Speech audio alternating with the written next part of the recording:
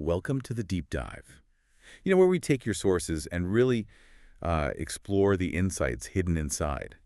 Yeah, and today we've got a really interesting stack. It's excerpts from a commentary on the Dhammapada, an ancient Buddhist scripture. That's right.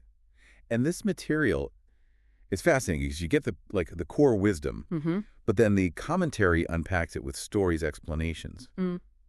It shows how these, timeless teachings actually played out. Exactly. Makes it really relatable, even though it's ancient. Shows the human side. Totally. And our mission today is to dig into two specific stories from these sources.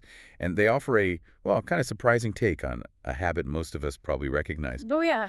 Finding fault, criticizing others. Ah, okay. Yeah, we definitely see that around. Or do it ourselves sometimes. Right. And these stories, they're not just historical anecdotes, are they? No, not at all. They've got these powerful lessons, maybe even a bit counterintuitive, about how focusing on, judging what's outside of the people, what they do, what they give, how that directly impacts our own inner state. And our progress, yeah. Oh, whatever that means for you listening. Right. It actually hinders it, according to these texts. So get ready for maybe a couple of aha moments. Yeah. We're going to unpack what happens when we sort of make a habit of picking apart what other people do. Sounds good. Where do we start? Okay, so let's unpack this first story. It's about a monk. They call him young Tissa. Young Tissa. Yeah. Got it. And the sources, they paint a pretty clear picture of him. Yeah, what's his deal? Well, his defining thing, he was constantly criticizing other people's generosity. It wasn't just now and then. It was like his main habit, a pattern. Okay, so not just an off day. And the texts give specifics, which are kind of telling. He criticized really famous donors, right? Like Anathapindika, Visakha. These are big names. Huge names, known for being incredibly generous. He even found fault with donations that were described as unparalleled. Nothing was good enough, it seems. And he got really specific, didn't he? Like down to the details. Oh, yeah. Super granular. He'd complain about the temperature of the food offerings. Yes. Yeah. Too cold or too hot. Wow. Okay. But it wasn't just temperature, it was the amount, too. If someone gave, just a little bit. He'd complain. Yep. Why are they giving so little? And if they gave a lot, let me guess. He complained about that, too. He'd say things like, they must have nowhere to store things at home. Oh, God. Just give enough for sustenance, this much rice gruel, and rice is wasted, so... Yeah. Damned if you do, damned if you don't, basically. He just seemed determined to find fault no matter what. Pretty much. Now, okay, contrast that criticism with what he said about his own family. He apparently claimed they were super generous. Oh, massively. The sources say he'd boast about his relatives' homes, saying they were so rich, so hospitable, they were like a drinking place for monks coming from everywhere. Constantly open house. Right, but then there's a twist, isn't there? There is. The sources reveal Tissa wasn't actually from this fancy family he was talking about. He was the son of a doorkeeper. A doorkeeper? Yeah, and he became a monk after traveling with some carpenters. Not quite the background he was painting. Okay, so quite a discrepancy. And the other monks, they started noticing this. The criticism of others, the boasting. Exactly. It didn't quite add up, so they decided to, check it out. They sent some younger monks to the village Tissa was always bragging about. And what did they find? Well, the source gives this great detail. The villagers there, they were like, prominent family, young man become a monk, nope, don't know him. Uh-huh, really? Yeah, they only knew the doorkeeper's son, the one who'd traveled with carpenters and then ordained. Ouch. So busted. Pretty much. When the younger monks reported back, the text says they basically concluded Tissa was just wailing pointlessly, making noise for nothing. And when they told the Buddha all this... His reaction was interesting. He said, essentially, yeah, this isn't new for him. He even referred to a past life story, the Karahakajataka, indicating that this whole critical, boastful thing, it was a recurring pattern. Been doing it for lifetimes. Wow. Okay, so that's the story. But what's the lesson? What did the Buddha actually teach based on this? Well, this is where it gets really insightful, I think. The Buddha taught that someone who holds on to that kind of unhappiness, that critical attitude about what other people give. Whether it's a lot or a little, fancy or plain. Right. Or even unhappy about what they themselves get. That person simply cannot achieve the deeper states, like deep concentration, meditation, spiritual understanding. Hold on. Cannot.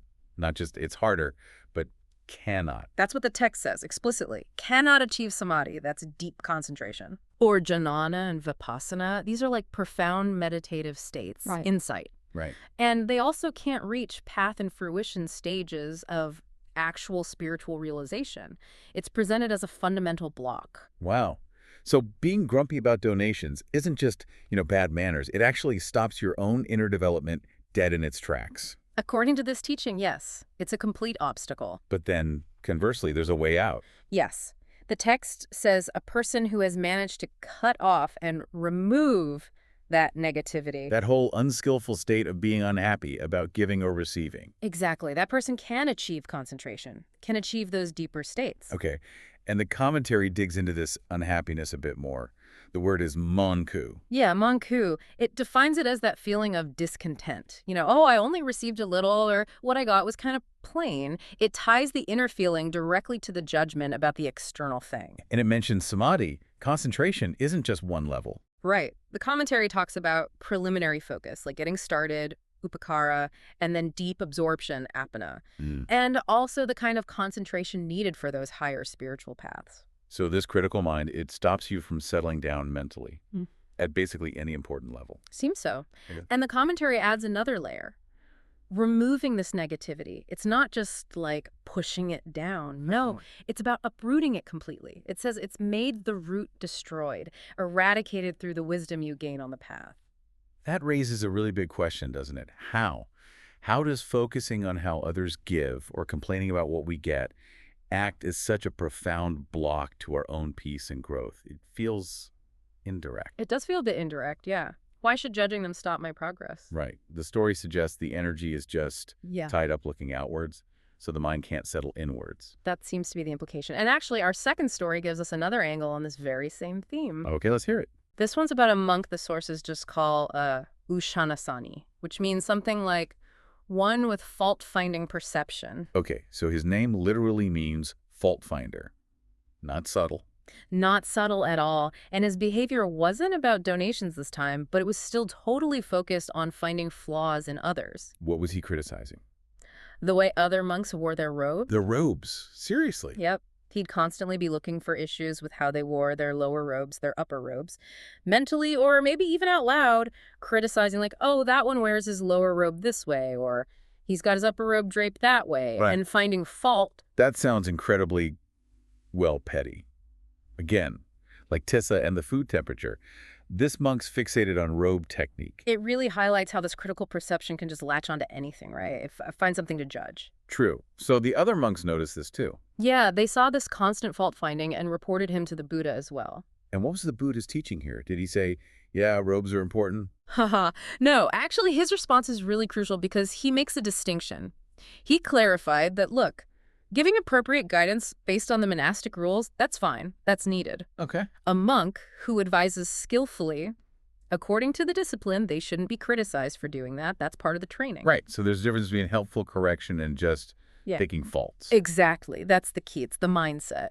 So the Buddha then addressed this fault-finding monk directly. He taught that a person who goes around criticizing faults because they have this fault-finding perception. Someone who's actively looking for shortcomings. Right. That person gains not even one special quality. Again, meaning no progress in things like meditation or insight, zero spiritual gain. And worse, right. Doesn't it say something else happens? It does. The text explicitly says the opposite happens.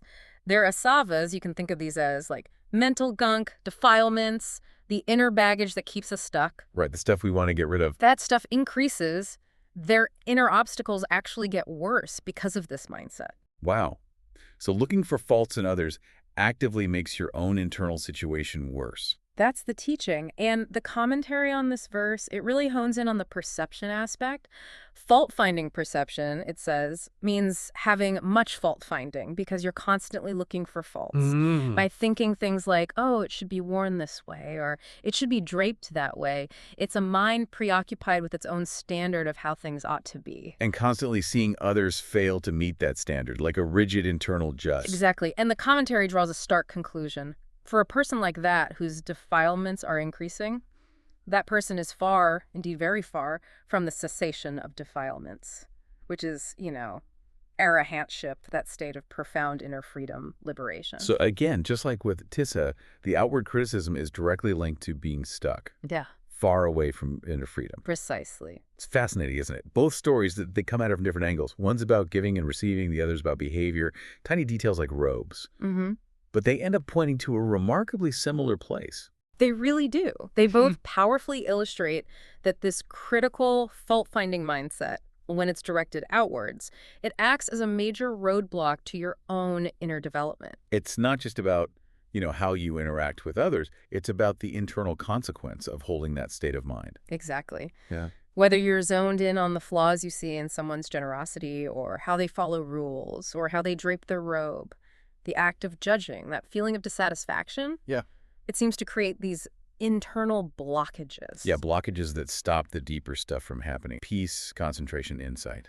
The texts are pretty blunt about it, this outward critical view, directly linked to lack of progress in the very practices that are supposed to bring inner change. So if we try and connect this to the bigger picture for us, for you listening, could this ancient wisdom be saying something really practical, like the mental energy we spend judging others, criticizing them? Yeah. That energy is literally being diverted, taken away from our own potential for growth, for well-being. It sounds like it. Instead of cultivating our own garden, we're fixated on the weeds we perceive in someone else's. And it costs us. And it's important to remember that distinction from the second story, right? This isn't saying never notice anything or never offer helpful advice. Crucial point, yes. The texts aren't advocating for just passively accepting everything. It's about the intention, the mindset. Is the criticism coming from a genuine, skillful place? A desire to help or uphold standards constructively? Or is it fueled by that pervasive, dissatisfied, fault-finding perception, the one that actively seeks flaws everywhere it looks? And the stories point to that second one as the real self-inflicted obstacle. That's the one that blocks you. Wow. That is quite a lesson. Yeah. Tucked away in these ancient stories, isn't it? Using these really specific, almost like mundane examples. Yeah, like a hot bowl of rice gruel or how a robe is draped. To make a really profound point about our inner lives. They really suggest that getting habitually caught up in criticizing others, their actions, their giving, even just the small ways they do things, it's not just an annoying habit or a social issue. No, it can actually be a significant barrier, a real wall blocking our own inner peace, our own progress, whatever path we're on. And the way forward, according to these texts, it seems to involve consciously letting go of that external focus, that scrutiny. And instead, cultivating a mind that's just, less prone to finding fault. Yeah. Less wrapped up in how others measure up. Yeah, maybe more contented with what we receive and just generally with how things are. It's a call to redirect our attention. Redirect the energy. Right. From the perceived flaws outside. To the state and the cultivation of our own mind. Inside. Okay, so here's maybe a final thought then for you to ponder, pulling from these texts. In your own life right now, where might your mental energy be getting tied up? Tied up in judging or criticizing others. Could be their choices, their actions, maybe just perceived flaws. And thinking about this ancient wisdom we just unpacked, what might happen? What might open up for you if you were to deliberately try and shift that focus? Shift it away from the external judgment and more inwards towards cultivating maybe a less critical, perhaps more contented state of mind for yourself? Something to think about.